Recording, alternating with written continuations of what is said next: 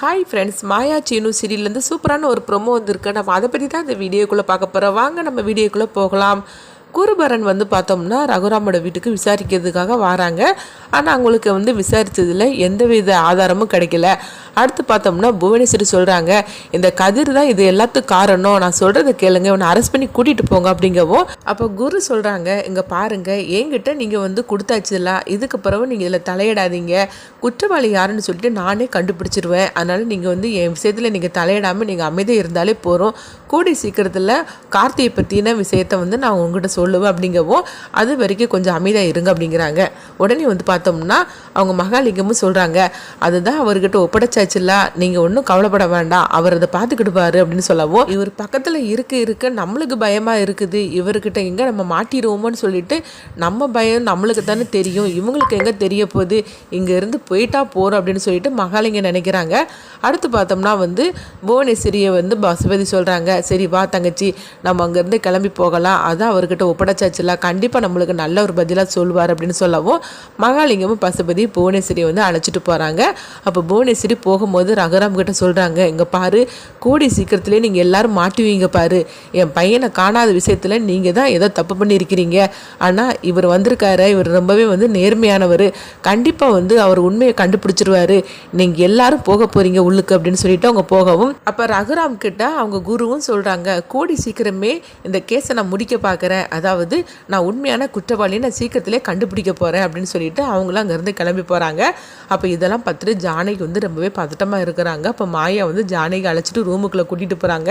பெரியம்மா, நீங்கள் எதுவுமே கண்டுக்காதீங்க, நீங்கள் பேசாமல் அமைதியாக இருந்தாலே போகிறோம், அவங்களுக்கு எப்படி பார்த்தாலும் சரி தான், கார்த்தி பற்றின எந்த உண்மையும் கிடைக்காது, அதனால் நீங்கள் ஒன்றும் கவலைப்பட வேண்டாம் அப்படின்னு சொல்லிட்டு இருக்கிறாங்க.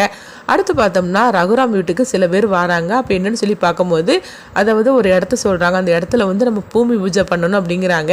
இதை கேட்டதுமே மாயாவும் ஜானகியும் அதிர்ச்சி அடைகிறாங்க. ஏன்னா அந்த இடத்துல தான் அவங்க கார்த்தியை அவங்க வச்சிருக்கிறாங்க, அதனால பயப்பட ஆரம்பிச்சிட்டாங்க. உடனே ஜானகி சொல்கிறாங்க, மாயா என்ன பண்ணுறதுக்கு, இவங்க அந்த இடத்துல ஏதோ கட்ட போகிறாங்களா, அதுக்காக பூமி பூஜை பண்ண போகிறாங்களா, இப்போ என்ன பண்ணுறதுக்கு, எனக்கு என்னமோ பயமாக இருக்குது, நம்ம அந்த இடத்துல தானே கார்த்தியை வச்சுருக்குறோம் அப்படிங்கும்போது, உடனே மாயாவும் சொல்கிறாங்க, எனக்கு கொஞ்சம் பதட்டமாக தான் இருக்குது பெரியம்மா, ஆனாலும் நம்ம எதுவுமே பேசாமல் அமைதியாக இருக்கணும் அப்படிங்கிறாங்க. சரி, நாளைக்கு என்ன நடக்க போதோ தெரியல, எனக்கு ரொம்பவே பயமாக இருக்குது அப்படின்னு சொல்லிட்டு இருக்கிறாங்க. அடுத்து பார்த்தோம்னா இங்கே குருவை தான் காட்டுறாங்க. அவங்க கதிரில் கார்த்தி யாருக்கிட்டலாம் பேசுனாங்க அப்படின்னு சொல்லிட்டு அந்த ஃபோன் லிஸ்ட்டெல்லாம் எடுக்கிறாங்க.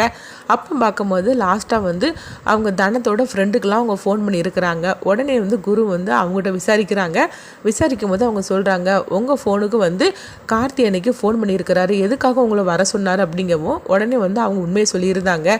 தனத்தை வரவழைக்கிறதுக்காக என்கிட்ட ஒரு லெட்ரு கொடுக்கறதுக்காக தான் எனக்கு ஃபோன் பண்ணி வர சொன்னார் அப்படிங்கும்போது, என்ன லெட்ரு கொடுத்தார, நீங்கள் தனத்துக்கிட்ட கொடுத்தீங்களா, தனம் யார் அப்படின்னு சொல்லி எல்லாமே விசாரிக்கிறாங்க. அப்போ கார்த்திக்கும் தனத்துக்கு தான் கல்யாணம் ஆகிறது வரைக்கும் இருந்திருந்தது. ஆனால் கடைசி நேரத்தில் தனம் கழுத்தில் அந்த கதிர் தாலி கட்டிட்டான் அப்படின்னு உண்மையை சொல்லவும், இது கெட்டதுமே அவங்களுக்கு ஓரளவுக்கு உண்மை தெரிஞ்சிருது.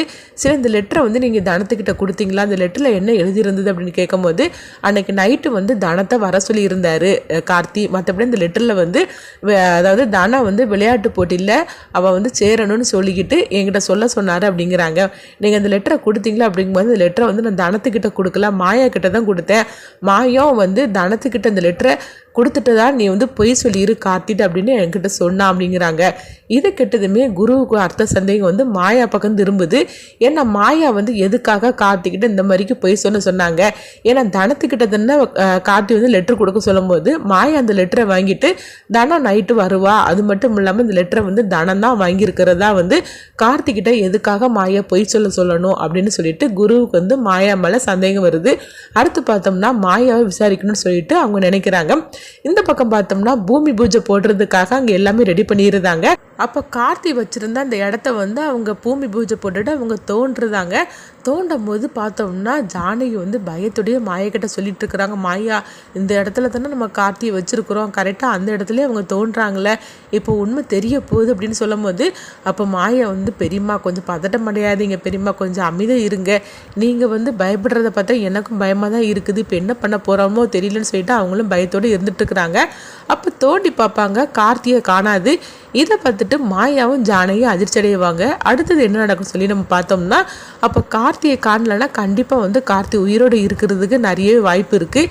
ஏன்னா வந்து ஜானகி மாயாவும் வந்து எந்த தப்புமே பண்ணலை, பண்ணினது எல்லாமே மகாலிங்கம் தான். அடுத்து என்ன சொல்ல வெயிட் பண்ணி பார்க்க.